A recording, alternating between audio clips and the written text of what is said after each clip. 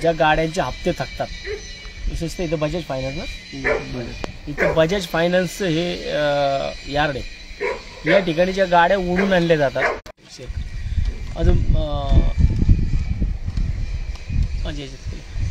हे सीताराम साकोरे म्हणून येते, हे मांजरीला राहतात. यांनी आमचे शाखाध्यक्ष कुलदीप यादव आणि आमचे महाराष्ट्र नवनिर्माण वाहतूक सेनेचे आमचे त्या भागाचे उपविभागाध्यक्ष विशाल गोडसे यांच्याकडे यांच्या रिक्षाच्या संदर्भात तक्रार केली की ह्यांची रिक्षा इथं 1 महिन्यापूर्वी उचलली आणि 1 महिन्यापूर्वी उचलल्यानंतर या रिक्षाचं इथं जे मटेरियल असतं आतमधलं, मला वाटतं की त्यांचं आता कधी केले माहीत नाही की कधी त्यांनी गाडी इथं आणली नेली या कंपनीवाल्यांनी या यार्डवाल्यांनी, परंतु इथं आल्यानंतर ना ह्या गाडीचे बरेच काही विषय इथं काढून घेण्यात आले. आजचा लाईव्ह करण्यामागचा उद्देशच मुळात आमचा हा आहे की हे जे ह्या बजाज फायनान्स असेल किंवा अजून जे रिकव्हरी एजन्सी आहेत, जे भामटे चुके त्यांनी ह्या गरिबाची गाडी ओढली. रिक्षा ही रिक्षा आहे NH12 किंवा 9888 ही रिक्षा आहे जी आता यांची रिक्षा इकडं आणून लावली. आता त्यांनी बिचाऱ्यांनी काय परिस्थितीमध्ये त्यांनी पैसे गोळा केलेत आणि ते कसे पैसे त्यांनी भरलेत ते सांगतील. बायकोचं मंगळसूत्र गहाण ठेवून मोडून टाकून पैसे आणून 44,000 रुपये त्यांच्या ऑफिसला भरले. तर ते गाडीचं पूर्ण मटेरियलच काढून त्यांनी घेतलेलं होतं. गाडी चालू सुद्धा होत नाही आणि गाडीचं नाही काय फारच वाटोळं करून टाकलं त्यांनी. गाडी तुम्ही गाडी देताना सगळी गाडी चांगली होती, ओके, नवीन गाडी आपल्याकडे त्याचे यांच्याकडे सगळे फोटो आहेत त्या गाडीचे आणि हे फोटो यांनी आम्हाला पण दाखवलेत. आणि ते फोटो माझ्या हातामध्ये आहेत सगळे त्या गाडीचे. गाडीची काय कंडिशन होती, कशी होती आणि इथं आल्यानंतर ना या गाडीचे आता हे रिकव्हरी एजन्सीवाले आमचे लोकसभा अध्यक्ष सुनील अंधारे पाटील यांच्याकडे यांच्या फोन चालू आहेत, परंतु यांचे काळे धंदे सगळे बाहेर काढणं फार गरजेचं आहे. कारण आमचा रिक्षावाला आहे, गरीब रिक्षावाला आहे, जो ह्या गरिबांना कोण न्याय देणार आहे की नाही. याला आता सांगितलं तर आम्ही करून देतो, तू गाडी बाहेर काढ.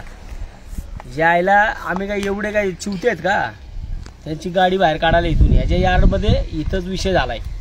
ह्या यार्डमध्येच ह्या गाड्याचे सगळे स्पेअर पार्ट काढून घेतलेत. ज्यायला भिकारचोट त्या गाडीचा दरवाजा पण मागचा काढून घेतल्या राव, ते आम्ही दाखवणार आहे. तत्पूर्वी आमचे सुनील भाऊ याच्यामध्ये आम्ही काय करू शकतो कायदेशीर ते थोडक्यात सांगतील. त्याच्याबद्दल आपण गुन्हा दाखल करू शकतो, पण त्याच्या आधी सांगतो मी 2 दिवस झालं माझ्याकडे अर्ज आल्याच्या नंतर त्यांचा तक्रार अर्ज पक्षाच्या नावाने मी बजाज फायनान्सच्या मॅनेजरशी बोललो, त्यांचे जे डायरेक्टर आहे झोन महाराष्ट्र गोवा गुजरातचे झोनचे अध्यक्षाशी बोललो. त्यांचं म्हणणं आहे की चुकी आमच्याकडून झाली, पण आम्ही गोडवांच्या आतमध्ये गाडी रिपेअर करून नाही देणार. तुम्ही काय करा, गोडवांच्या बाहेर गाडी काढा आणि आम्ही रिपेअर करून देऊ. म्हणजे ते गोडवांच्या आतमध्ये जर गाडी रिपेअर करून देऊ शकत नाही तर गोडवांच्या बाहेर काढल्यावर काय गॅरंटी त्यांची की ते गाडी रिपेअर करून देऊ शकतात. तर ह्यांनी बजाज फायनान्सनी हे जर गाडी जसे आहे तसे जर स्पेअर पार्ट त्यांच्या टाकून नाही दिले तर आपण त्यांच्यावरती चोरीचा गुन्हा मोकाच्या अंतर्गत त्यांच्यावर आपण गुन्हा दाखल करू शकतो. आणि त्याच्यावर जी दादागिरी केली आहे तू कशा पद्धतीची गाडी ओढून घेऊन जाऊ शकतो. फाईन आणि दंड आणि हप्ते सर्व प्रकारे भरलेले आहेत त्यांनी, कुठलेही त्यांना सूट दिलेली नाही. तरी देखील आता त्याला जवळपास 30-35 हजार रुपये खर्च आहे त्या गाडीला. पहिलंच बायकोचं मंगळसूत्र घाण ठेवून त्यांनी गाडी सोडवलेली आहे आणि त्याच्यानंतर स्पेअर पार्ट जर ठेवलेत तर कुठल्या प्रकारे तो सोडवणार. तर ह्याच्यात आपण बजाज फायनान्स गोडवान आणि रेपो चार्जचे जे मुलं आहेत त्यांच्यावर आपण काय करणार आहे. त्यांनी जर गाडी हे आमच्या मांजरे यांच्याकडे लोक गाडी न्यायला आले, अक्षरशः गाडीचा हँडल लॉक तोडून गाडीपर्यंत घेऊन आले. त्यांनी विनंती केली की मी देतो, विनंती केली तरी सुद्धा यांनी त्यांच्या पत्नीचं मंगळसूत्र गांठून त्यांनी आज पैसे जमा केले. आज त्याला 7 दिवस झाले पैसे जमा केले. गाडी करतो तुम्ही, गाडी बाहेर काढा, गाडी करतो तुम्ही बाहेर काढा, खोटी आश्वासन दिली. त्यांना नंतर म्हणले की तुम्ही निम्मे पैसे भरा, आम्ही निम्मे पैसे भरतो. शेवटी आम्ही आज तात्यांकडे आलोय, तात्या आज प्रश्न मार्ग लावतील. त्यानंतर आमचा त्या भागामध्ये वाहतूक सेनेचं काम करतो आमचं विशाल गोडसे. नमस्कार. हा विषय माझ्याकडे 18 तारखेला आमचे शाखाध्यक्ष कुलदीप यादव यांच्या थ्रू माझ्यापर्यंत आला.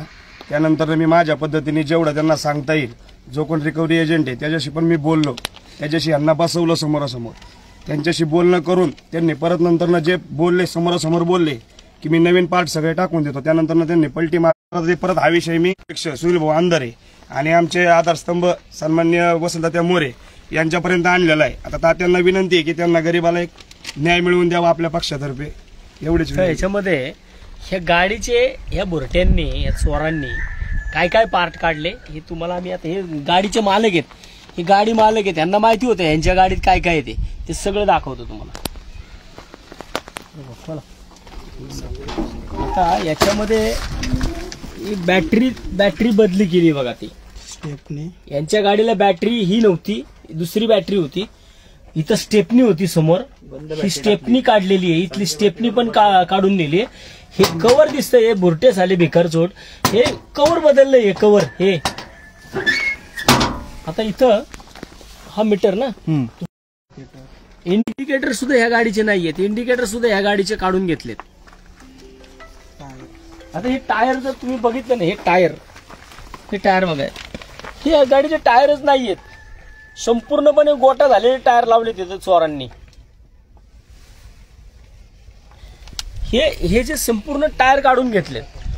आता ह्याच्यावरती साला चोरीचा कळस, आता चोरीचा कळस ही गाडीचं जर बघा तुम्ही, ही गाडी 4 स्ट्रोक गाडी आहे. या ठिकाणी इकडं पुणे सिटी आणि 4 स्ट्रोक असं लिहिलेलं आहे, त्याचा फोटो आहे. आता इथं बघा दरवाजा पण सायलेंटने हरामखोरांनी दरवाजा काढून नेलाय, दुसरा गाडीचा दरवाजा लावलाय. तर ह्याच्यामध्ये हा सायलेन्सर आहे, हा खाली बघा दिसतो इथं, हा सुद्धा फोटो यांच्याकडे काढून घेतला. अजून पेट्रोलची टाकी, इथं आतमध्ये पेट्रोलची टाकी आहे, सायलेंटनी पेट्रोलची टाकी पण काढून घेतली, दुसरी टाकी लावली जुनी, प्लग बदलले. तर समोरच्या बाजूला तिकडे गाडी स्टार्ट करण्यासाठी जे प्लग येतात ते प्लग पण काढून टाकलेत. तिन्ही टायर बदलले. इथं ह्या समोरच्या बाजूला ह्या स्टेअरिंग पासून इथे एक चिमटा येतो, हा ह्याच्यावरती हे पुढचं चाक चालतं.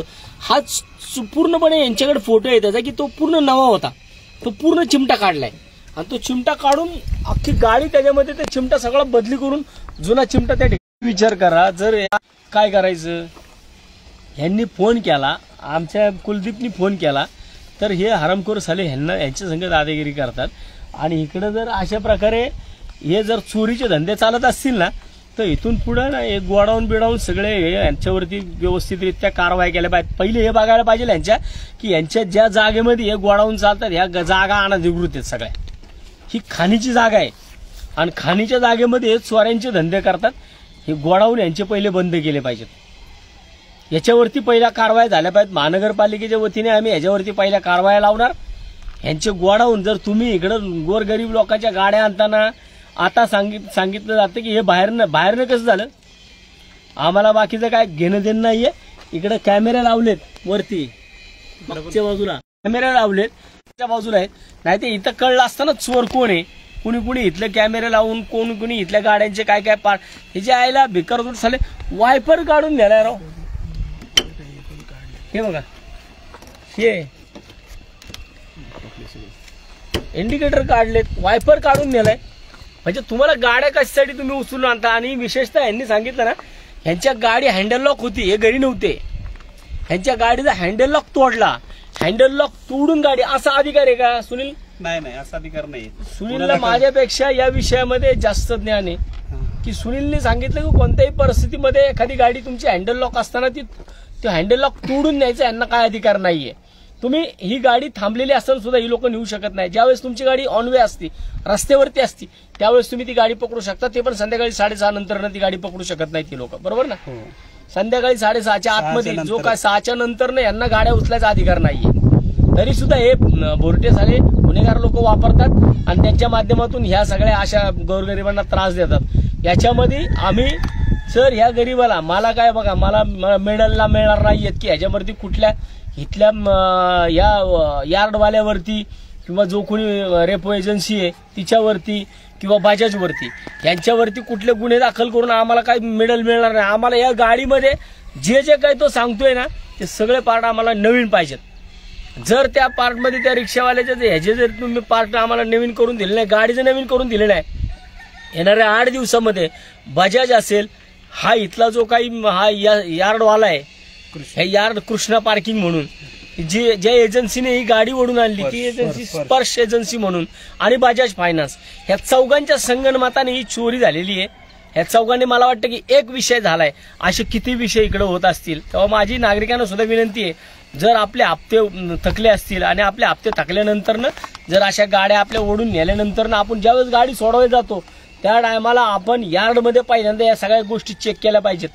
त्यावेळेस आपण सगळं बघितलं पाहिजे की माझ्या गाडीला काय काय वस्तू आहेत, आणि तोपर्यंत अजिबात गाड्या काढू नका. आता ज्या ज्या ठिकाणी विषय असतील त्या त्या पोलीस स्टेशनमध्ये जाऊन संबंधित पार्किंगवाला, त्या संबंधित ओढणारा, या सगळ्यांवरती जी कंपनी, ज्या कंपनीने यांना या चोरांना हे दिलेत, म्हणजे राजरोसपणे हे दरोडे टाकतात हे गोरगरिबांवरती. हा एक प्रकारचा दरोडा आहे.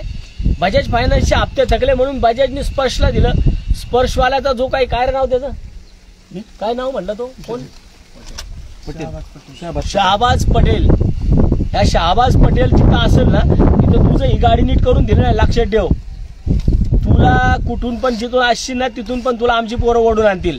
आणि तुझ्यावरती कात्रज पोलीस स्टेशनमध्ये नाही मी जर गुन्हा दाखल केला ना भारतीय विद्यापीठला, तर तू लक्षात ठेव या गरीबाचं जे काय आहे ना त्याचं त्या गरीबाचं सगळं भरून दिलं पाहिजे.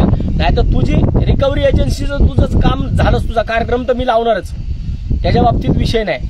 तू परत कुठल्याही फायनान्समध्ये तू जाणार नाही ना, ते मी बघल. मग तू या गरीबाची कोणत्याही परिस्थितीत त्यांनी पैसे भरल्यात, 44,000 रुपये त्यांनी बायकोचं दागिने घाण करून ठेवून मोडून त्यांनी तिकडे 44,000 रुपये भरल्यात. आणि आता तो इथं पैसे घ्यायला आला. या चोऱ्या माऱ्या 30, 35, 40 हजाराची तुम्ही चोऱ्या करता का गाडीच्या? स्वप्नील दोडके कोण आहे त्याच्याबरोबर, कोण? स्वप्नील दोडके आणि शहाबाज पटेल, हे दोघांनी ही गाडी ओढलेली आहे. आणि त्यांच्यावरती पहिला गुन्हा दाखल झाला त्यांच्यावरती. त्याच्यानंतर त्यांनी म्हणणार कुणी कुणी केलाय कुणी नाही केलाय हे तुम्ही तुमच्या झकमाऱ्या करा, आम्हाला काही घेणं देणं नाही. तिकडे रेपो एजन्सी असेल, तिकडे ओढून नेणारी गाडीवाले असेल, नाहीतर पार्किंगवाले असतील.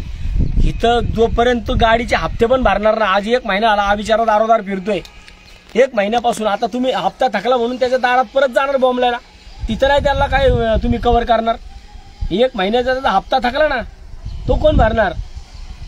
यांच्यावरती चोरीचे गुन्हे दाखल करणार आम्ही कोणत्याही परिस्थितीत, सगळे घेणार त्याच्यामध्ये. 34(4) मध्ये आम्ही सगळ्यांना घेणार.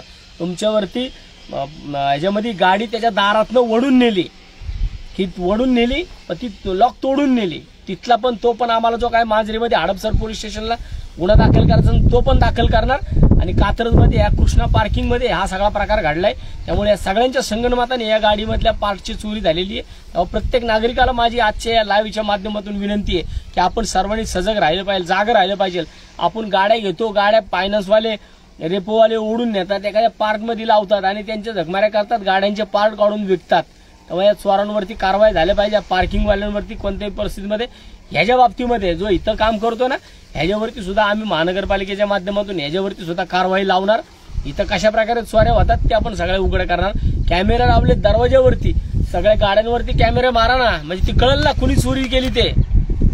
हा तुमचा स्वतःचा विषय आहे की त्या शहाबाजनी केलं का कृष्णा पार्किंगमध्ये चोऱ्या झाल्या, हे सगळं तुम्ही तुमचं शोधा. 8 दिवसाच्या आतमध्ये जर या गरीबाला परत हाय तशी रिक्षा करून दिली नाही तर भारतीय विद्यापीठ पोलीस स्टेशनमध्ये आम्ही बसून, महाराष्ट्र नवनिर्माण सेना म्हणून आम्ही त्या ठिकाणी बसणार आणि यांच्यावरती आम्ही बसून साहेबांना सांगून गुन्हे दाखल करणार. आजच्या लाईव्हमध्ये आम्हाला तुम्हाला हेच दाखवायचं होतं की गाड्या ह्या ओढून नेणाऱ्या ज्या कंपन्या आहेत, या कंपन्या कशा प्रकारे गोरगरिबांना नाडतात. आज याला जर आमचा कुलदीप भेटला नसता, आमचा विशाल भेटला नसता, याला कोणी नाही दिला असता. या प्रत्येक ठिकाणी सगळ्यांना न्याय पाहिजे असल्यावर तुम्हाला महाराष्ट्र नवनिर्माण सेना लागते. निवडणुका आल्यावरती सुद्धा कोणत्याही परिस्थितीमध्ये महाराष्ट्र नवनिर्माण सेनेला विसरू नका. आमचे कार्यकर्ते अगदी तळागाळापर्यंत जातात, शेवटच्या स्तरापर्यंत जाऊन त्यांच्यापर्यंत कंप्लेंट आली एखादा मोठ्या पक्षात जे आले इकडे राष्ट्रवादी काँग्रेसचे लावले, हे काय म्हणजे ही गाडी ज्याच्याकडे होती पहिली तिथं ते राष्ट्रवादी काँग्रेस म्हणून लिहिले. काय कुठे रे ते, हे बघा त्याच्या गाडीचं लावलं, ह्या गाडीला दुसऱ्या गाडीचं लावलं. हा, उपाध्यक्ष पुणे शहर राष्ट्रवादी. हे खोकडं काढले ना, हे खोकडं हे बघा इथं